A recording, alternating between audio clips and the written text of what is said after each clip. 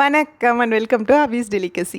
இன்றைக்கி அபிஸ் டெலிகசியில் என்ன ஸ்பெஷல்னு பார்த்தீங்கன்னா, நம்ம காலையில் எழுந்த உடனே அப்படியே கிச்சனுக்குள்ளே போனோன்னே என்ன வித்தியாசமாக இன்றைக்கி சமைக்கலாம் அப்படின்னு தான் ஃபஸ்ட்டு யோசிப்போம்.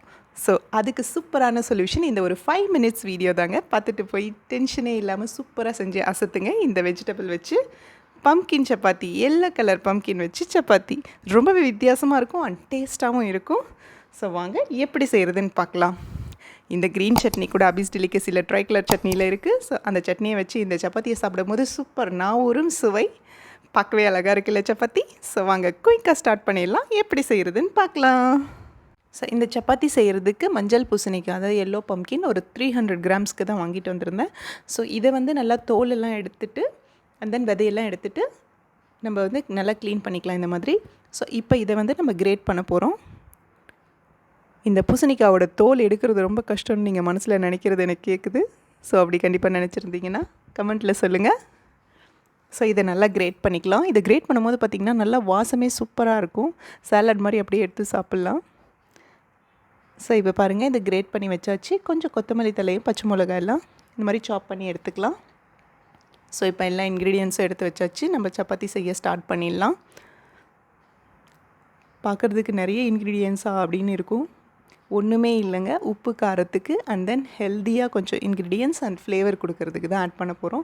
ரொம்ப குயிக்காக ஈஸியாக செஞ்சிடலாம். எல்லாமே வீட்டில் இருக்கிற பொருள் தான். ஸோ இப்போ இதில் 1.5 cup கோதுமை மாவு ஆட் பண்ணிக்க போகிறோம் ஒரு மிக்சிங் பவுலில். அதுக்கப்புறம் 1/4 cup கடலை மாவு நல்லா டேஸ்ட் கொடுக்கும். அண்ட் தென் நம்ம நறுக்கி வச்சுருக்கிற 2 பச்சை மிளகா அண்ட் தென் கொத்தமல்லி தழை நறுக்கி வச்சுருக்கிறத ஆட் பண்ணிக்கலாம்.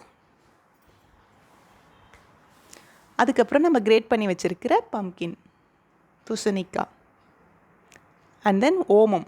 இது எவ்வளோ ஹெல்த் பெனிஃபிட்ஸ் இருக்குது ஓமத்துக்குன்னு உங்களுக்கே தெரியும். அண்ட் தென் இதோட ஜீரகம் கொஞ்சம் ஆட் பண்ணிக்கிறேன். அண்ட் தென் மஞ்சள் பொடி, மிளகாய் பொடி சும்மா 1 teaspoon நீங்கள் ஆட் பண்ணிங்கன்னா போதும். அண்ட் தென் இது பார்த்திங்கன்னா கசூரி மேத்தி, அதாவது காஞ்ச வெந்தயக்கீரை, தேவையான அளவு உப்பு, இதெல்லாம் ஆட் பண்ணிவிட்டு இதை நல்லா மிக்ஸ் பண்ணணும். இப்போ பூசணிக்காயில் இருக்கிற தண்ணியிலே இதை நல்லா மிக்ஸ் பண்ணும் போது ஓரளவுக்கு உங்களுக்கு மாவு சேர்ந்து வந்துடும். இந்த மாதிரி இருக்கும். ஸோ இப்போ இதில் கொஞ்சம் தண்ணி ஸ்ப்ரிங்கிள் பண்ணிக்கலாம். பாருங்கள், இவ்வளோ தான் வாட்டர் நான் ஆட் பண்ணுறேன். ஸோ இதை ஆட் பண்ணிவிட்டு நல்லா பிசைஞ்சிங்கனாவே உங்களுக்கு கன்சிஸ்டன்சி கரெக்டாக வந்துடும். மாவு ரொம்ப சாஃப்டாக. இதுக்கு மேலே தண்ணி ஆட் பண்ணிங்கன்னா அதுக்கப்புறம் அந்த பூசணிக்காய் தண்ணி விட ஆரம்பித்து உங்களுக்கு தண்ணி ஆகிடும். இப்போ இதில் கொஞ்சம் பட்டர் ஒரு 10 gram ஆட் பண்ணிக்க போகிறேன்.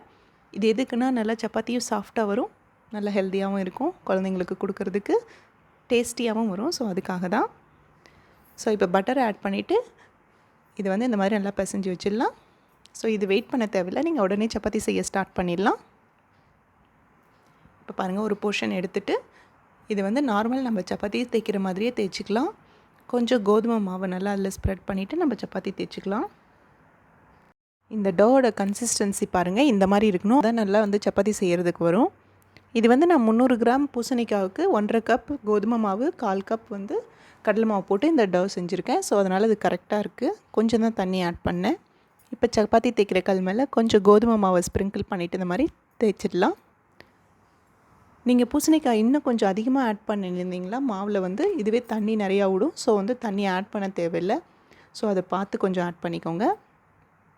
அப்போ தான் உங்களால் நல்லா தேய்ச்சி இந்த மாதிரி சப்பாத்தி செய்ய முடியும். அப்போ தான் சாஃப்டாகவும் வரும். ரொம்ப ஈரமாகிடுச்சுன்னா உங்களுக்கு தேய்க்கவும் முடியாது, தென் மிஸ் ஆகிடும், கொஞ்சம் கஷ்டமாக இருக்கும் செய்கிறதுக்கு.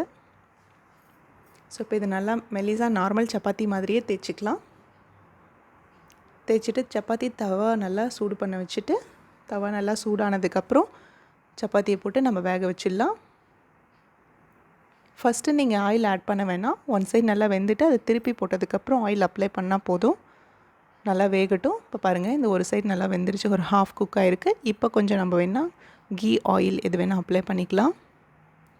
ஸோ இந்த மாதிரி நல்லா எல்லா சைடும் அழுத்தி விட்டிங்கன்னா உங்களுக்கு நல்லா ஈவனாக வெந்துடும்.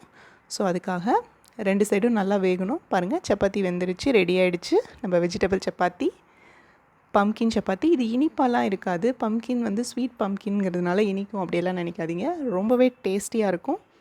நம்ம இதில் ஓமம், ஜீரகம் எல்லாம் ஆட் பண்ணியிருக்கிறதுனால இதோட டேஸ்ட் வேறு லெவலில் இருக்கும். ஸோ இதுக்கு நீங்கள் க்ரீன் சட்னியோ சாஸோ எது வேணால் வச்சு சாப்பிட்லாம். ரொம்பவே சூப்பராக இருக்கும். ரொம்ப சாஃப்டான ஹெல்தியான குயிக் பிரேக்ஃபாஸ்ட் ரெடி. ஸோ உங்கள் வீட்லேயும் செஞ்சு பாருங்கள், எப்படி இருக்குன்னு கமெண்ட்டில் சொல்லுங்கள். அண்ட் லைக் பண்ணுங்கள், அபீஸ் டெலிகசியை சப்ஸ்கிரைப் பண்ணுங்கள். தேங்க்யூ ஃபார் வாட்சிங். உங்கள் கமெண்ட் ஒவ்வொன்றுக்கும் ரொம்ப valuable comments. So please comment பண்ணுங்கள். ஸோ அதுதான் எங்களை நெக்ஸ்ட் லெவலுக்கு எடுத்துகிட்டு போகிறதுக்கு ஹெல்ப் பண்ணும். Thank you so much.